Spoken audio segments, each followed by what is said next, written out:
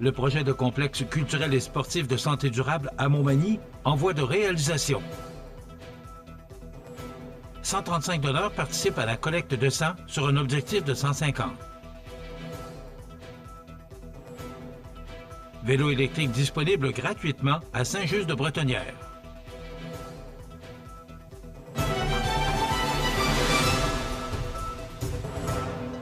Jeudi 22 août 2024. Bonjour mesdames et messieurs, bienvenue à votre bulletin d'information sur le réseau de télévision CEMA TV. C'est mercredi matin, devant une salle pratiquement remplie de dignitaires et de personnes qui se sont impliquées à différents niveaux dans le projet du Centre culturel, sportif et de santé durable, que l'annonce de la réalisation du projet a été présentée par la ministre responsable du sport, du loisir et du plein air, Mme Isabelle Charret, accompagnée du ministre de la Culture et des Communications, M. Mathieu Lacombe, et du député de la Côte-du-Sud, Mathieu Rivet. Mme Charret était surprise de voir autant de gens participer à la conférence de presse, et voici comment elle a officialisé la réalisation du complexe. Mais évidemment, pour moi, dans une optique de vouloir faire bouger les gens, mais le projet du centre sportif vient répondre directement à cette façon de faire en sorte que les jeunes, les moins jeunes, toute la population puisse avoir des infrastructures de qualité pour pouvoir bouger, faire en sorte qu'on soit en meilleure santé physique et meilleure santé mentale. C'est un projet, vous savez, le PAFIRSPA, mon fameux programme d'infrastructures sportives et récréatives, est extrêmement populaire, énormément de demandes, 2,7 milliards de demandes pour 300 millions d'enveloppes. Mais ce qui distingue ce projet ici à Montmagny, c'est à quel point toute la population, tout le milieu s'est mobilisé pour faire en sorte que ce soit un succès. Donc évidemment, une personne qui a été très importante dans la concrétisation de ce projet-là, c'est Mathieu Rivet.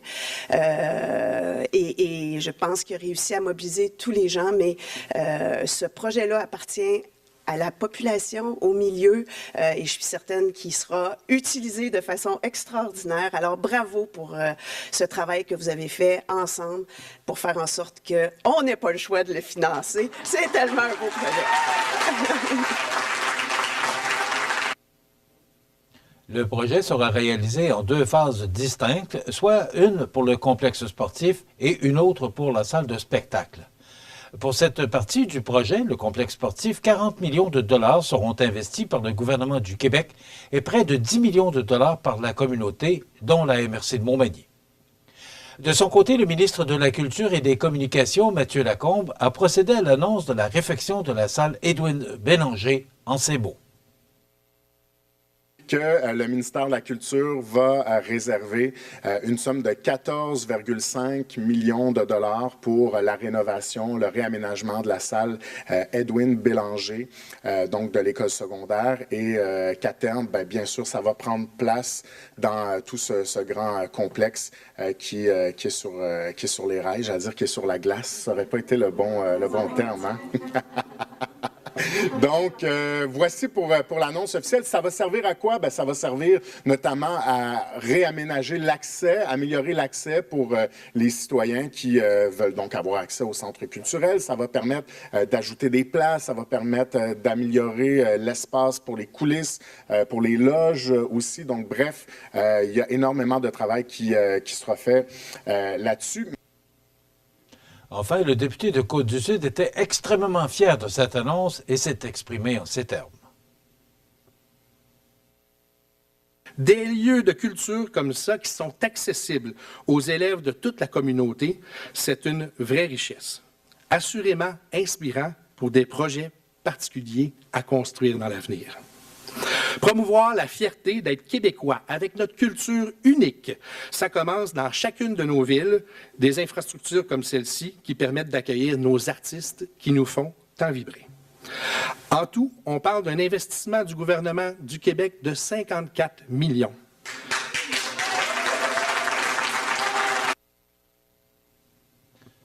Mathieu Rivet, député de Côte-du-Sud, sera d'ailleurs notre invité un petit peu plus tard dans l'émission. 135 donneurs participent à la collecte de sang sur un objectif de 150. On vous donne plus de détails après la pause. Du 22 au 25 août, c'est le Festival du bûcher de Saint-Pamphile. Bingo le jeudi avec 4 000 $ en prix. Vendredi, spectacle en soirée avec Blue Jeans Bleu, London Faye, Critical Acclaim et DJ Théo. Samedi, plusieurs activités et compétitions forestières. Parade, spectacle avec Country Rangers, Karma Comedian, Fouki, Vulgaire Machin et Linky Road. Dimanche, brunch, championnat canadien du circuit homme-fort, prestation de BMX freestyle, tir de chevaux, compétition et Irvine Blanc en après-midi. Programmation complète au festivaldubucher.ca.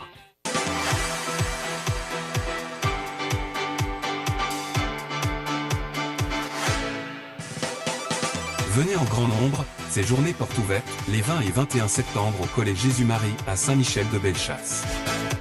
Vous regardez CMA TV, le réseau de l'information sur la Côte-du-Sud. C'est lundi dernier que se tenait à l'espace citoyen la collecte de sang d'Emma Québec. 14 personnes ont effectué leur toute première inscription auprès d'Emma Québec. Ce chiffre représente 11 % de nouveaux donneurs pour cette édition, incluant la famille de 4 personnes qui a fait leur premier don suite au miraculé du 13 juillet dernier. Selon les responsables d'Emma Québec, le temps demandé pour donner du sang a été excellent, variant de 17 à 67 minutes.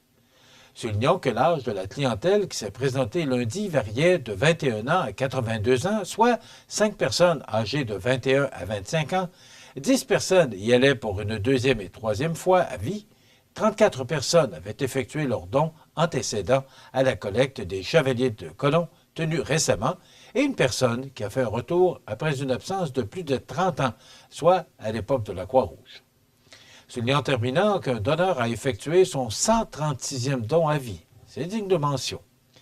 Rappelons qu'Emma Québec est un organisme sans but lucratif qui fournit aux hôpitaux québécois des composants et substituts sanguins, des tissus humains et du sang de cordon depuis mars 1998.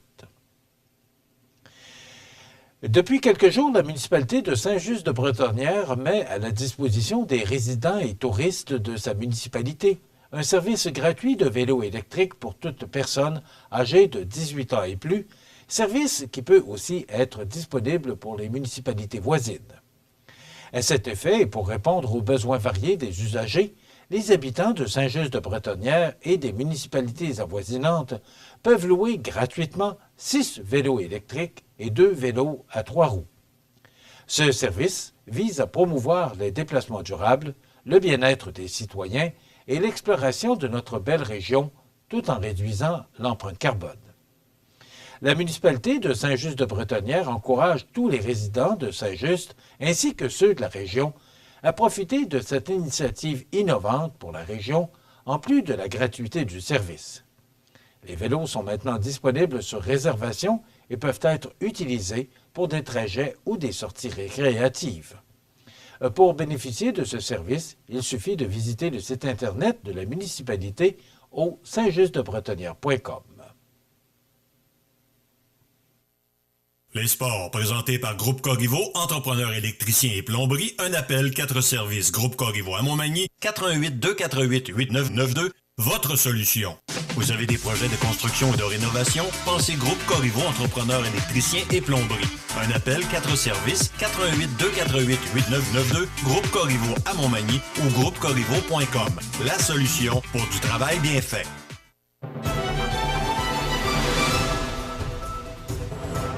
Au sport, c'est jeudi, le 21 novembre prochain, que se tiendra le 3e ou la 3e cérémonie d'intronisation au Panthéon des sports de Montmagny, à l'espace citoyen. Bien que les candidatures déjà déposées lors des premières intronisations demeurent éligibles jusqu'à l'inclusion, un nouvel appel de candidature est officiellement lancé.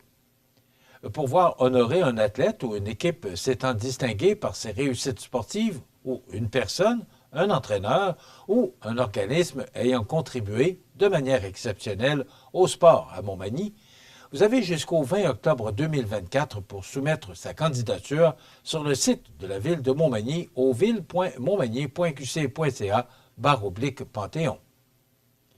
Depuis 7 ans, Guy Lentloutier, Alain Côté, Brigitte Vézina, Claude Boulay, les frères Lachance, le tournoi Opti-Pioui et la nuit des 100 km ont fait leur entrée au Panthéon des sports de Montmagny.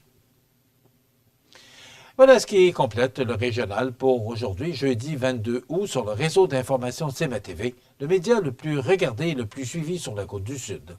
Pour d'autres nouvelles, suivez-nous sur cmatv.ca. Restez avec nous, dans quelques instants, les prévisions de la météo. Voilà, c'est tout pour l'instant. Bonne journée, mesdames et messieurs.